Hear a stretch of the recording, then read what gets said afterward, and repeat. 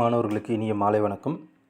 இப்போ இந்த கணக்கு பார்க்கலாம். என்எம்எம்எஸ்ஸோடைய அடுத்த மாடலாக இந்த கணக்கு பார்க்கலாம். இங்கே பாருங்கள், இந்த கணக்கு 102வது கணக்கு.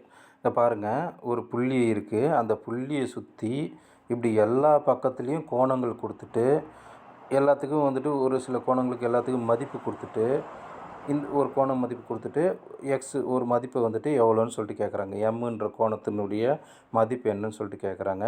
நல்லா புரிஞ்சுங்க. இங்கே உள்ளே வந்துட்டு வட்டம் இருக்குதா, ஒரு வட்டம் இருக்குதுனாக்கா அந்த வட்டத்தை சுற்றி கோண மதிப்பு எல்லா கோணங்களுடைய கூடுதல், இந்த ஒரு புள்ளியை சுற்றின எல்லா கோணங்களின் கூடுதல் வந்துட்டு 360 டிகிரி. இதை நல்லா ஞாபகம் வச்சுக்கோங்க. ஒரு வட்டம் இருக்குதுனாக்கா ஒரு வட்டத்தினுடைய இந்த புள்ளியிலேருந்து வட்டத்தினுடைய எல்லா பகுதியிலும் இருக்கிற கோண மதிப்புகளுடைய கூடுதல் வந்துட்டு 360 டிகிரி. இதை வந்துட்டு ஞாபகம் வச்சுக்கோங்க. சரியா? அப்படி பார்க்கும் பொழுது இதில் வந்துட்டு இது எல்லாத்தினுடைய கூடுதல், இது எல்லா கோணங்களையும் கூட்டினாக்கா வந்துட்டு நமக்கு 360 வரணும்.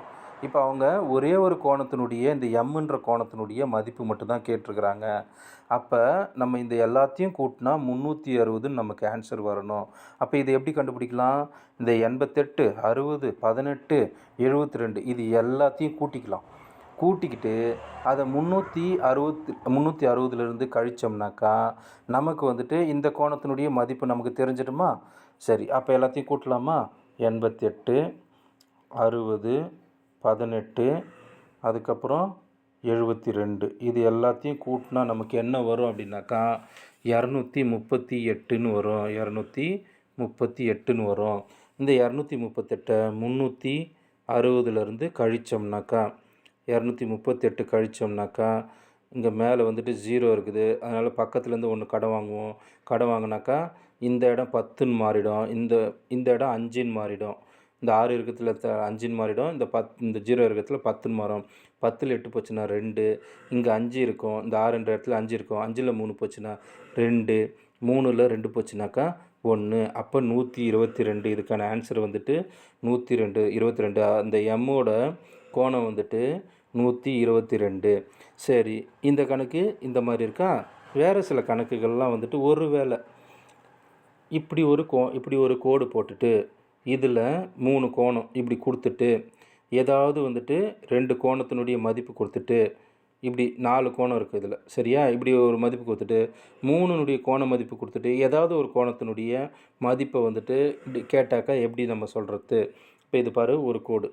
இந்த ஒரு கோடா இது வந்துட்டு கணக்கு பண்ணோம் அப்படின்னா ஒரு வட்டத்தினுடைய பாதி அளவு இருக்குமா? சரியா? ஒரு புள்ளியிலேருந்து இந்த ஒரு கோடு போகுது. இந்த மொத்த கோடுகளும் நான் இப்போ என்ன சொன்னால் ஒரு வட்டத்தை சுற்றி மொத்தம் வந்துட்டு 360 டிகிரி கோணம் இருக்குதுன்னு சொன்னோன்னா, இப்போ இந்த கணக்கில் வந்துட்டு ஒரு கோடு மட்டும்தான் போட்டிருக்கிறாங்க. இதை வந்துட்டு அரை வட்டமாக நம்ம கணக்கு பண்ணிக்கலாமா? அரை வட்டமாக கணக்கு பண்ணி இந்த மாதிரி கோணங்கள் கொடுத்து கேட்டாங்கனாக்கா இந்த அரை வட்டங்களுடைய கோணங்களின் கூடுதல் வந்துட்டு 180 இருக்கணும். இந்த 360ல் பாதி இருக்கணும்.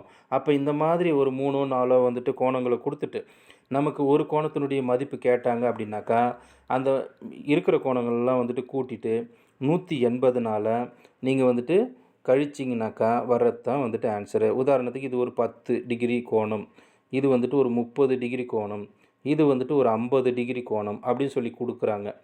இது வந்துட்டு கோணம் வந்துட்டு எக்ஸோ இல்லை எம்மோ அப்படின்னு சொல்லி கொடுத்துட்டு என்னன்னு சொல்லி கேட்குறாங்கனாக்கா இந்த 3 கோணத்தையும் கூட்டினா என்ன வரும்? 10 + 30 40, 40 + ஒரு 50 வந்துட்டு 90ன்னு வருமா? 90ன்னு வரும். அப்போ 180 மொத்தம் இது எல்லாத்தினுடைய கோண மதிப்பு என்னவாக இருக்குன்னா 180.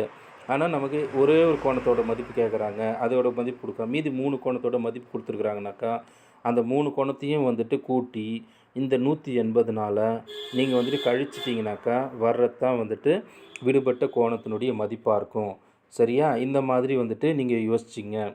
ஒருவேளை இதுலேயே வந்துட்டு கால்வாசி கொடுத்தாங்கனாக்கா, உதாரணமாக இப்போ வந்துட்டு ஒரு கோடு இருக்குது.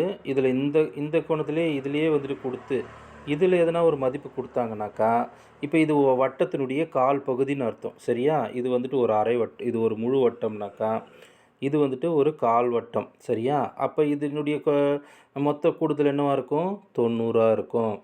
சரியா? அப்போ வந்துட்டு இதில ஏதாவது 2 கோணம் குடுத்துட்டு, இன்னொரு கோணம் குடுக்கலன்னா, அந்த 2 கோணத்தையும் குடுத்து 90ல வந்துட்டு கழிச்சிட்டிங்கனாக்கா, நமக்கான அந்த ஆன்சர் வந்துடும். சரியா? இப்படி தான் வந்துட்டு நம்ம ஈஸியா வந்துட்டு கண்டுபிடிக்கணும்.